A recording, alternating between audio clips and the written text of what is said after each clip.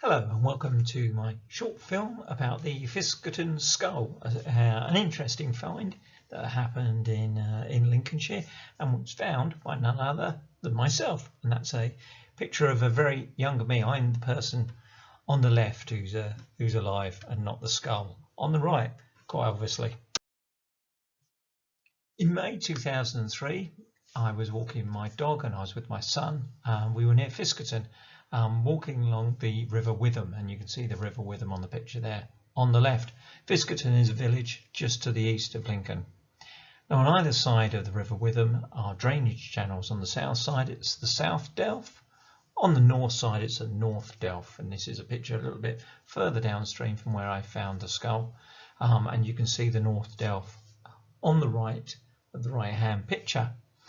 Now previously when we walked up and down it, they'd been dredging the North Delf with a big mechanical digger, and I think I saw a moped at one point that had been dumped in the river and ended up in the mud on the bank, and when we walked up and down it, our feet they ended up looking like mud snowshoes as the mud had impacted. So I'd waited for a little while for the mud to dry out and thought, let's go for another walk down by the river. Drove out to Fiskerton, dog and my son, and we walked up and down. That's my dog of the time, that's Tophus. He's sadly no longer with us.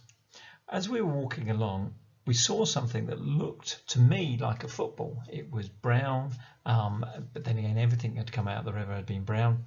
It was in the little hole in the bottom of that picture. So I picked it up, turned it round, and as I picked it up I thought, this feels odd, doesn't feel like a plastic football, maybe it's pottery, maybe it's, oh dear. Turned it round and there's two eye sockets looking up at me, and I realised it was a skull. So when you find human remains, you have to tell the police. So I put the skull back, got the dog and the son back in the car, drove home, deposited them, phoned the police, went back out, and it was quite a spooky, misty evening, and waited for a police officer to arrive. We went down and looked at it, and the police had to sort of cordon it off, which is why there's a piece of police tape there. Now the policeman thought it may be a recent murder victim, but I knew that area there'd been lots of Iron Age activity, and so I was going, I think this might be prehistoric. So the policeman got on his radio and said, oh, the bloke here seems to know what he's talking about. He thinks it's a caveman, which is not what I said at all. Never mind. Anyway, the skull got taken away to the University of Lincoln, and later me and the dog came back out and took this picture of the hole where the skull was and had a quick look inside just to see if there was any teeth or any other remains scattered around. The skull got taken to the University of Lincoln, and I was invited in kindly once by one of the technicians there to take some pictures of the skull. So there's a picture of me standing outside. There is to the right of me, a yellow, whitish sort of cross. That's not a ghost. That's just a reflection off the windows. So you can see a picture of the skull there in the technician's lab, and a picture of me standing outside. So we got a bit better light with the appropriate gloves on, holding the skull. So let's have a look at it in a bit more detail, see what the skull can tell us. Now, if you look at the jaw, some of the teeth are missing, and there's a bit of damage to the left cheek. Some of the teeth being missing and the damage to the cheek may have happened after the person had died. The digger had obviously picked it up and dumped it down, so damage could have happened at any point. The teeth were really worn, and the further you go back in time, the more you see teeth getting worn, because as the stones they used to grind up the grain, you have leave little bits of grit in the grain. The grit gets in the bread's very gritty and it wears your teeth down. The more worn the tooth, the older the person is. There was no tooth decay, suggesting it's not a modern skull, so there's no modern sugars there.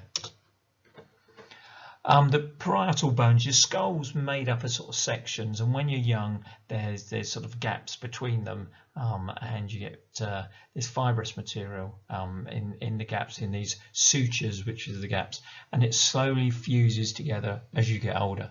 Now the parietal bones were completely fused, the sutures were closed, suggesting this is an older person. This is definitely an adult. This is not a juvenile. There's no jaw. So technically it's a cranium, not a skull, but I always call it the Fiskerton skull.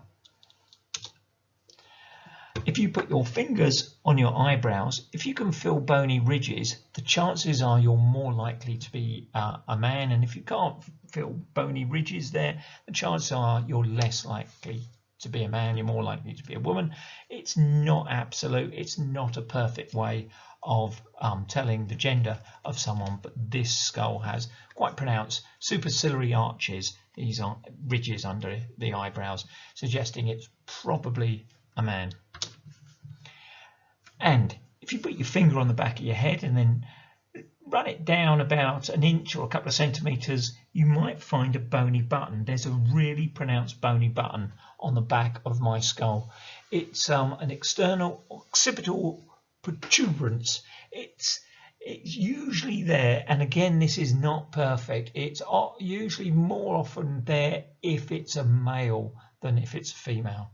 So the chances are, if you run your fingers on the back of someone's skull and they've got the little bony button there, they're more likely to be a man than a woman. So what does that tell us? So we're looking at older person, probably a male, probably pre-modern. The wear on the teeth suggests that it's an older person, and it's probably more likely to be prehistoric, the amount of wear you're getting on the teeth. Now, the skull was found on that map on where the little circle is, and 450 metres upstream is something called the Fiskerton Causeway. You can't see anything now, it's just a field, but there was an archaeological excavation, and we found huge amounts of tools, weapons, pottery and jewellery. This is not accidental loss. People are going down to the river and throwing things in the river. At the very least, this is ritual, if not a religious thing. They're giving gifts to the gods or the rivers or whatever. Maybe they think the gods live in the rivers. Someone is putting things deliberately in the river, sometimes deliberately breaking them, and these are very expensive items that are going in the river. I knew about the Fiskerton Causeway, which is why when I found the skull, I knew it was downstream from the Fiskerton Causeway, so it might have washed downstream, and so there was me thinking, I reckon this is something to do with the Fiskerton Causeway. Of course, in the Iron Age, it wouldn't be the narrow river Witham and the North and South Delf. There would have been a wider river, big, wide river with all sorts of marshes. Now, the Fiskerton Causeway was, you can tell from the tree rings, it was built in about 457 BC, so about 2,500 years ago, and it was in use for about 150 years, which is a small amount of time. During the excavations, they found bits of human remains, and they radiocarbon dated them to the date where we think the Fiskerton Causeway was in use, including a skull fragment with evidence of a sword injury. Whether someone had been killed and then brought there, or was brought there and killed there, we don't know. There's been other finds in the area. In 1816, during the improvements to the Witham to make it more navigable, they found loads of skulls. In 1826, the Witham Shield was found nearby. There's me holding not the Witham Shield, but a nice replica. A student from Bournemouth University, I believe, made, and the original Witham Shield is now in the British Museum, but there is a replica in the Collection Museum in Lincoln, worth checking out. Now, the Witham Shield is a very fancy piece of metalwork with coral put on it. It's the equivalent, I always say to people, it's like getting a brand new BMW and throwing it in the river. It's incredibly expensive. Further upstream, Washington Pumping Station 72, they also found human remains. So we're finding fancy prehistoric stuff in the river nearby. We're finding human remains in the river nearby. So, is it an offering to the gods? You do get in bogs in this time, all the way from Ireland through northern England into and across to Denmark. They find bog bodies, and the bog bodies sometimes are so well preserved that the police do go and do a murder inquiry until they realise this person's sort of Iron Age. And in some bogs, it preserves the skin really well. It doesn't happen on the Witham at all. These aren't people who just wandered into a bog and just died. These are people that seem to have been ritually killed. It could be that they're criminals, bad people, whatever. But then the other thought is that they could be sort of messengers to the gods. So if you think the gods can be accessed through marginal areas, liminal areas like marshes and bogs, you kill someone as an offering to the god, and you're probably going to kill someone important because you believe in all this. You're not going to go, oh, let's throw a rubbish broken shield in the river. You're going to throw an important, beautiful shield because you think what you give to them, you get the equivalents back. So it could be the Fiskerton skull is someone who has been perhaps high status, or a priest or prince, whatever, sent as an offering to the gods, or to give a message to the gods asking for something. Or it could be how they dispose of bodies. We find hardly any bodies in the Iron Age, certainly not enough for what the population is. So where are all the dead bodies? Maybe they've been thrown into the rivers, which is why we're not finding them. Thing is about archaeology, if someone buries something neatly in the ground, you can find it.